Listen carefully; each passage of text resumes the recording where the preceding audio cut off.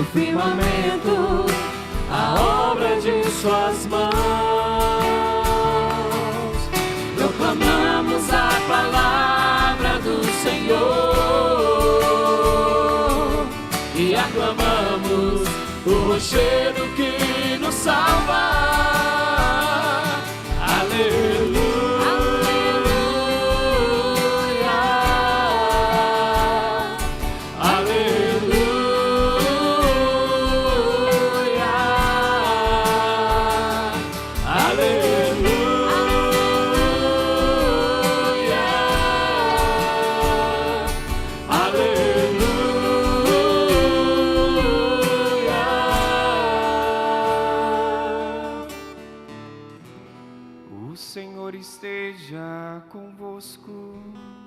Ele está no meio de nós. Proclamação do Evangelho de Jesus Cristo, segundo Mateus.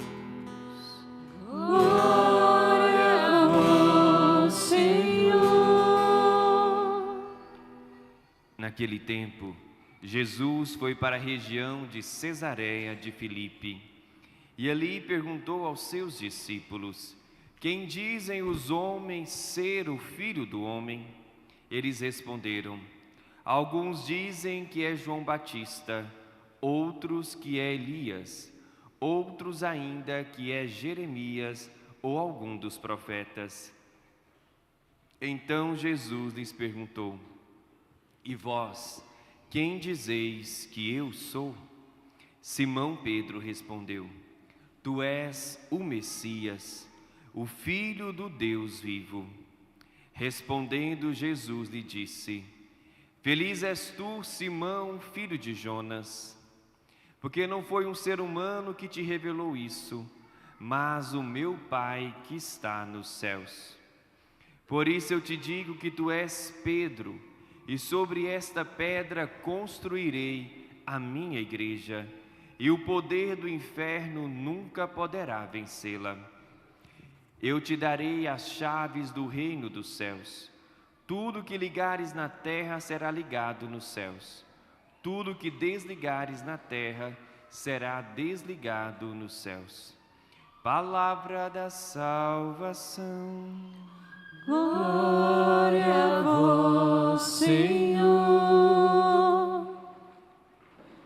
Neste domingo, onde celebramos essa grande solenidade, São Pedro e São Paulo, as duas colunas da igreja, aonde hoje nós podemos alicerçar a nossa fé, nesta fé apostólica. Nós que rezamos no credo, creio na igreja una, santa, católica e apostólica. Por quê? Porque ela vem dos apóstolos. Essa fé que foi testemunhada pelo sangue dos apóstolos. Todos eles morreram mártires, né? Menos São João. Todos os outros morreram mártires, dando a vida, derramando o seu sangue pelo Senhor. E é muito bonito hoje a antífona de entrada da Santa Missa que diz assim: eis os santos que vivendo neste mundo plantaram a igreja, regando com seu sangue, beberam do cálice do Senhor e se tornaram amigos de Deus. Essa igreja que foi plantada e foi regada pelo sangue de tantos mártires e principalmente pelo sangue dos apóstolos, São Pedro e São Paulo, que cumprindo o mandato do Senhor de levar o Evangelho a todas as nações, até os confins da terra, vão até Roma, e lá em Roma no ano 67, né, isso é mais ou menos, alguns vão dizer 64, outros historiadores dizem 67, né, depois de Cristo. Um pela cruz, outro pela espada, derrama o seu sangue por amor a nosso Senhor. Pedro, que é martirizado fora dos muros de Roma, na colina vaticana, onde hoje se encontra a Basílica de São Pedro, e é sepultado, né, e nós temos historicamente comprovado das últimas escavações feitas, né, no século passado, de que exatamente em cima, né, do altar da Basílica de São Pedro, abaixo, né, porque já ali tem duas outras igrejas que foram construídas em cima, está o túmulo de Pedro, como também na Basílica de São Paulo, fora dos muros, se encontra também o túmulo do apóstolo São Paulo. E no Evangelho de hoje, quando Jesus ali dá essa grande missão a Pedro, a partir da sua profissão de fé, vamos olhar e perceber alguns detalhes que o evangelista nos traz. O Evangelho inicia assim: naquele tempo, Jesus foi para a região de Cesareia de Filipe. Por que citar aqui a região, o lugar onde acontece hoje esse momento no qual o Evangelho nos narra? Essa região, Cesareia de Filipe, é uma região totalmente pagã, fica no extremo norte de Israel, ali depois das colinas de Golã, aonde não se encontra a fé judaica, é um povo totalmente pagão. Ali havia um espaço de templos pagãos, logo no início ali do Monte Hermon, aonde havia uma caverna, aonde ali oferecia-se os sacrifícios para vários deuses, dentre eles o deus Pan, que é um deus muito cultuado naquela cidade, que hoje traz até o nome, até hoje, desse deus. E ali eles sacrificavam os bodes e tudo, e jogava naquela caverna, aonde corria um rio. E ali era um lugar que tinha um mau cheiro muito grande, tinha essa caverna muito escura, e ele é conhecido como a porta do Hades, a porta dos infernos, numa região totalmente pagã. Ele vai entender por que Jesus vai até aquele lugar, para depois, aquele Jesus vai dizer para Pedro, as portas do inferno não prevalecerão contra a igreja. Ele diz isso naquela caverna, aonde para eles era considerado a porta dos infernos, a porta do Hades. E ali Jesus pergunta para os apóstolos: o que dizem os homens ser o Filho do Homem?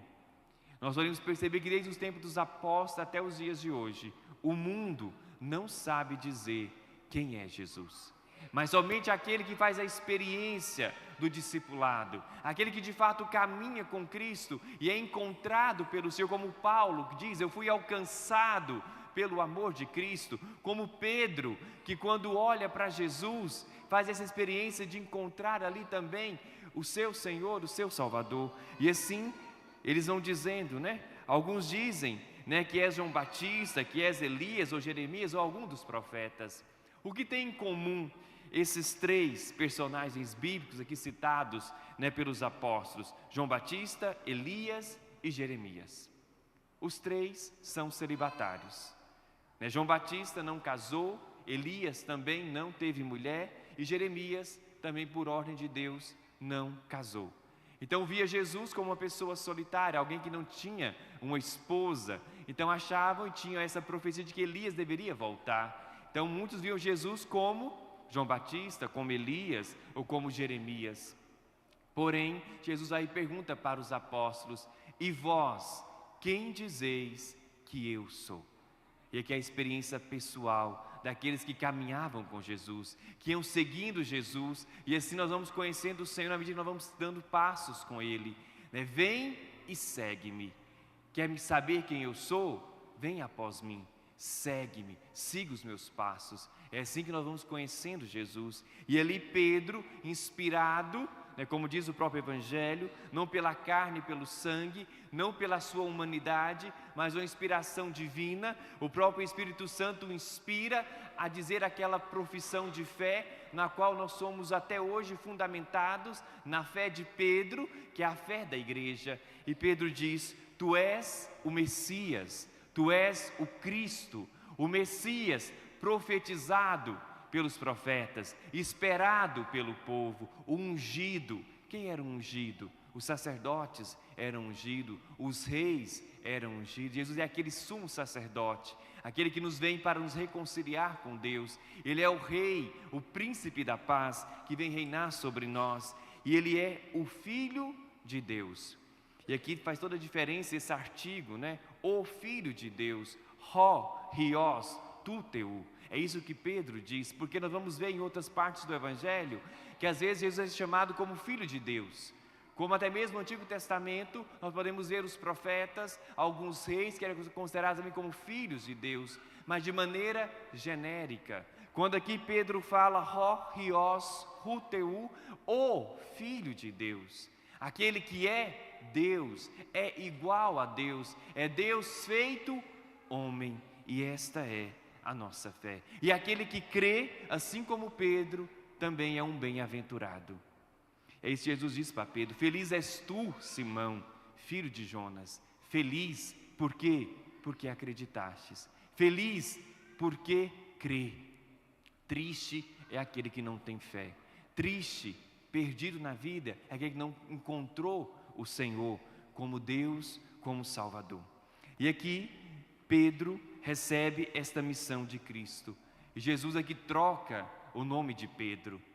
Toda vez que nós vemos na Sagrada Escritura, o nome ser trocado pelo próprio Deus, significa que Deus está dando ali uma nova missão. Assim como Abrão significa pai venerável, Deus diz: hoje não chamará mais Abrão, mas Abraão, pai de uma multidão. De fato, Abraão se torna isso, o pai de todos os crentes. E quando Jesus diz também para Pedro, para Simão: tu és Cefas, tu és Pedro, tu és rocha. E sobre esta pedra, sobre esta rocha, sobre a sua vida, sobre a sua fé, eu irei edificar a minha igreja. E é bonito percebermos hoje a Basílica de São Pedro, que é construída, que é edificada sobre uma rocha. Quem está lá debaixo? O corpo de São Pedro, o túmulo de São Pedro. E esta igreja que vai atravessando os séculos, essa igreja que já passou por tantas tribulações, como nós vimos domingo passado no Evangelho, onde aquela barca passava por tempestades, onde parecia que ia se afundar. Que barca é essa? A barca de Pedro. E ali Jesus acalma as tempestades, e aquela barca não afunda. E assim, por mais que nós passamos por dificuldades na igreja, por mais que venham tribulações, é a promessa do próprio Deus: as portas do inferno, o poder do inferno nunca poderá vencê-la. E todos aqueles inimigos da igreja, inimigos externos ou internos, todos se levantaram contra a igreja, foram sepultados pela própria igreja. E a igreja vai vencendo dia após dia, cumprindo a sua missão de testemunhar Jesus, de guardar a fé, de guardar a unidade. Por isso, nossa missão hoje, assim como os primeiros cristãos, que nós vemos na primeira leitura de hoje, estavam ali rezando por Pedro. Enquanto Pedro estava preso, a igreja se colocava em oração. E por causa da oração da igreja, Deus envia o seu anjo, que liberta Pedro das algemas. E Pedro consegue prosseguir a sua missão. A nossa missão também hoje é rezar por Pedro, é rezar pela igreja, é rezar pelo Papa. Hoje é um dia de oração pelo Santo Padre, o Papa, que é esse legítimo sucessor do apóstolo São Pedro. Ele que preside a igreja na caridade, ele que é esse vínculo, esse sinal de unidade da igreja, e tem a missão de guardar o depósito da fé, de preservar a fé apostólica. Nossa missão como filhos da igreja é rezar pela igreja, é rezar pelos nossos bispos, rezar pelos nossos pastores, para que também eles possam ser fiéis, como os apóstolos, como todos os mártires que deram a vida pela igreja. E possamos, assim como São Paulo, como Pedro, fazer também a nossa profissão de fé e ser fiel até o fim. Por isso, São Paulo hoje, na segunda carta de São Paulo, na segunda leitura da carta de São Paulo a Timóteo, São Paulo vai falando como que uma despedida, ele sabe que se aproxima a sua morte, sabe que aproxima o seu martírio, e ele diz, já estou para ser derramado em sacrifício, aproxima-se a minha partida. E que bonito quando São Paulo diz, combati o bom combate, completei a minha corrida, guardei a fé.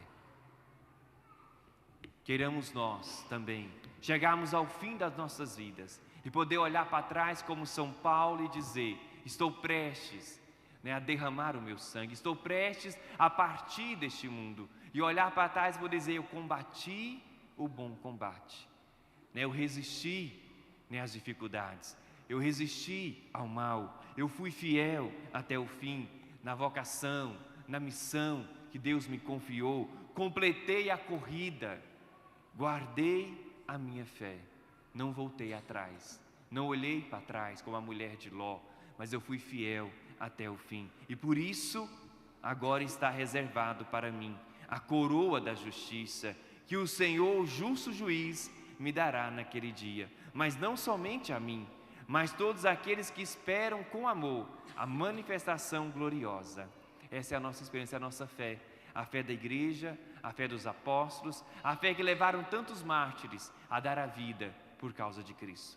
Nós também possamos ser hoje, no mundo em que nós vivemos, de tantas ideologias, de tantos modismos, não nos perdermos nas agitações do mundo, mas estarmos alicerçados, firmes na fé da igreja, na fé dos apóstolos.